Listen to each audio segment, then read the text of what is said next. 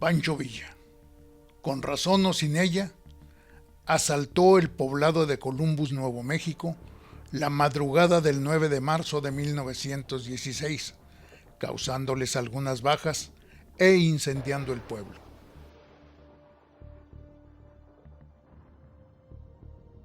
Por tal atentado, el gobierno de Estados Unidos requería al Centauro del Norte.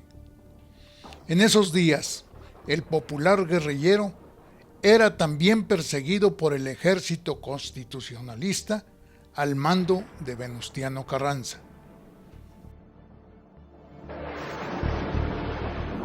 Mientras tanto, la popularidad de Villa aumentaba.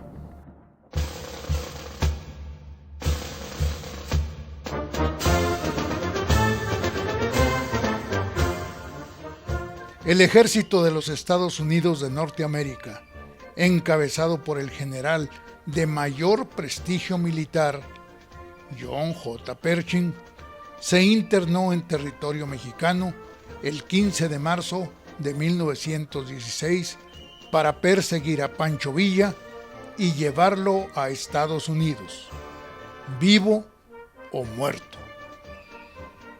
Ahí el nombre de Expedición Punitiva.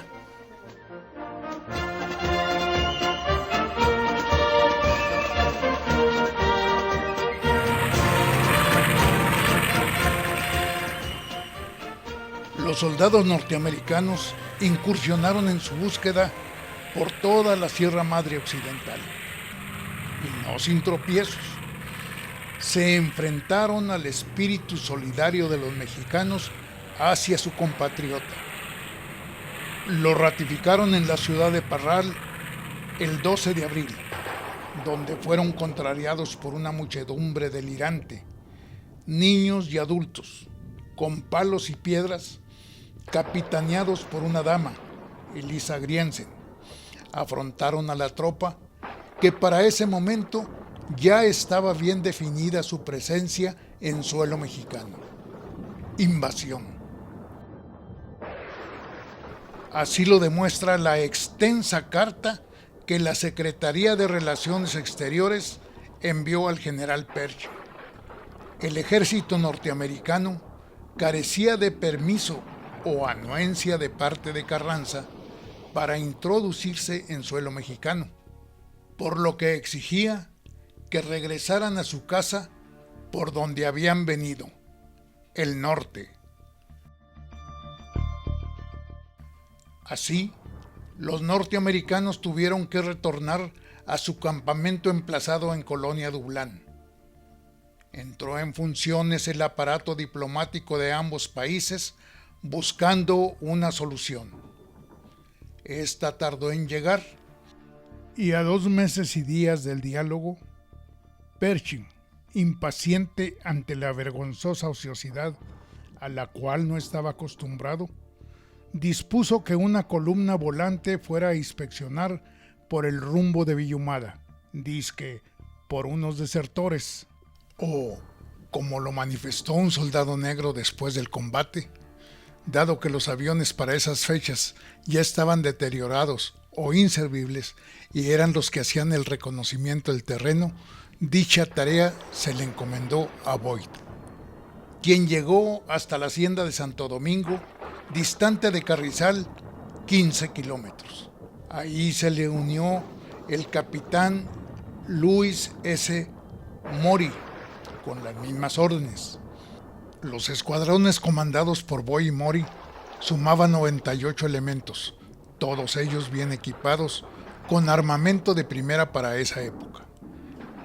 Estaban estrenando su primer escuadrón aéreo, que constaba de 8 aviones. Boyd, Mori, Eder y Lemuel Spilbury eran de raza blanca. El resto de la tropa eran de raza negra, procedentes de Fort Huachuca. Amanecido el día 21 de junio, tomaron el camino hacia Villahumada, no sin antes habilitar sus Mauseres y sus revólveres para el combate, por si las dudas. En el trayecto, se encontraba el poblado del Carrizal, lugar que no podían evadir, ya que era el paso natural entre Santo Domingo y Villa Ahumada. Esquivar dicho poblado significaba desacato a la autoridad mexicana y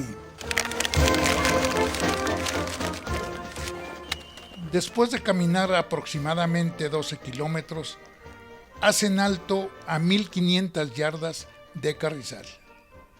Eran las 6:30 de la mañana.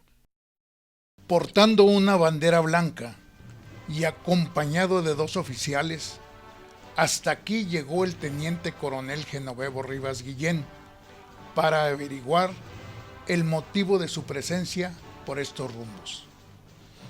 El ejército constitucionalista tenía órdenes estrictas de detener el paso de las huestes norteamericanas hacia cualquier parte que no fuera el norte, inclusive disparar si fuera menester. Para ese propósito estaba destacamentada en Carrizal la Brigada Canales, que era a las órdenes del general Félix Gómez Uresti y del teniente coronel Genovevo Rivas Guillén. Los soldados mexicanos, mal armados, ascendían a 270. El general Gómez, en cuanto fue enterado de la presencia del escuadrón del capitán Boyd, se apersonó frente a ellos a medio camino entre los 2 ejércitos.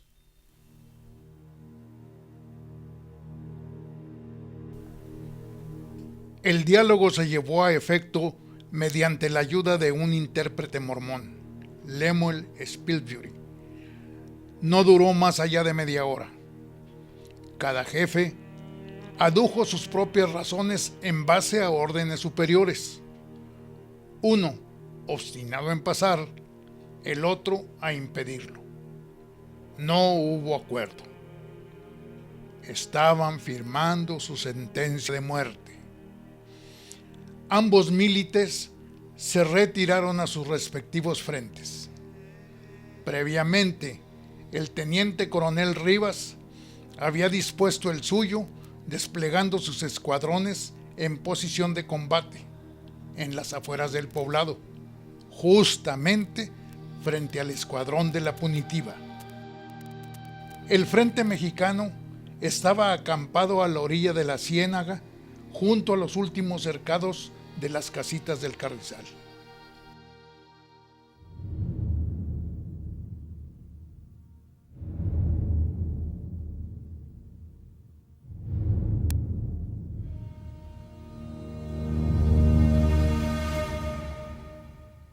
El primer escuadrón, compuesto por 50 hombres, acampado en la orilla de una acequia llena de agua. Unos 50 metros adelante estaban 3 escuadrones que sumaban 100 elementos desplegados y montados a la orilla del pueblo, siguiendo un cercado de alambres que tenía tras de ellos. El extremo derecho de esta línea coincidía precisamente a la entrada del único callejón que da al pueblo. Ahí había una pequeña excavación que se utilizó para colocar una ametralladora, que inmediatamente fue cargada con 5 cintas de cartuchos de 250 cada una. El general Gómez se replegó tranquilamente, colocándose a 10 metros detrás de la ametralladora, bajo unos árboles, a la orilla del cercado, a la entrada del callejón, desmontando sin dar ninguna orden. El general permaneció taciturno, contemplando cómo el enemigo avanzaba hasta colocarse a 400 metros frente al ejército mexicano. Vio el orden y la precisión con que se preparaban para el combate, desmontando y dejando encadenada atrás su caballada. Durante el avance de la tropa extranjera, el teniente coronel pidió autorización para asegurar el flanco izquierdo. Concedido. El enemigo seguía avanzando. cuando los tuvo casi a 200 metros, Gómez ordenó a su corneta de órdenes: ¡toque fuego! Fueron sus últimas palabras.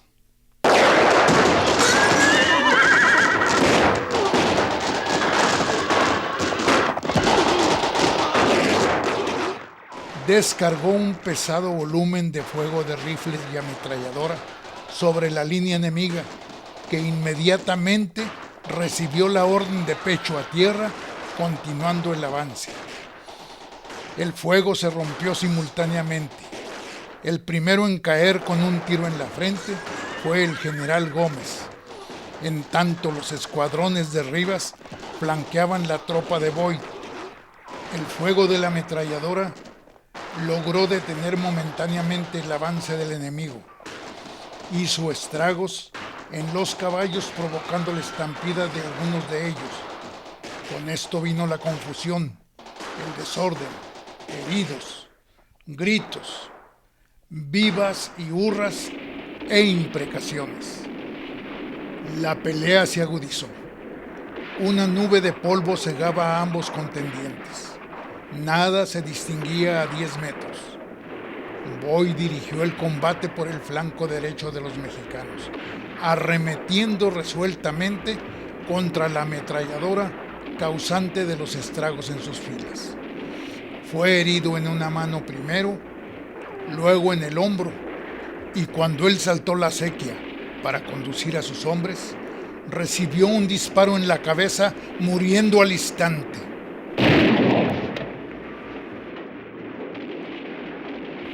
El lugarteniente Eder tomó el mando de la tropa. La ametralladora trabajó hasta consumir todas las cintas. Calentada en exceso por la infinidad de cartuchos quemados, se torció.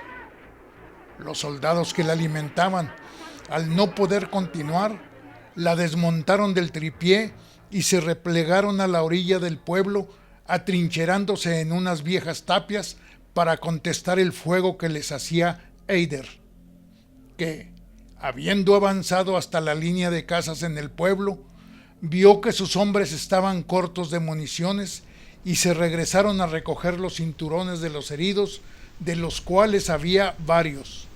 Cuando él volvió a la línea de fuego, recibió un tiro mientras cruzaba la acequia. La bala le entró arriba del corazón, muriendo minutos después. El capitán Mori, que guardaba el flanco derecho de su línea, dio órdenes a su escuadrón de abandonar el campo de batalla, al ver que los mexicanos estaban literalmente encima de ellos. Pudo abandonar el campo y, malherido, se refugió a 2 kilómetros en unas cuevas, donde pudo redactar su parte de guerra a las 9:15 de la mañana.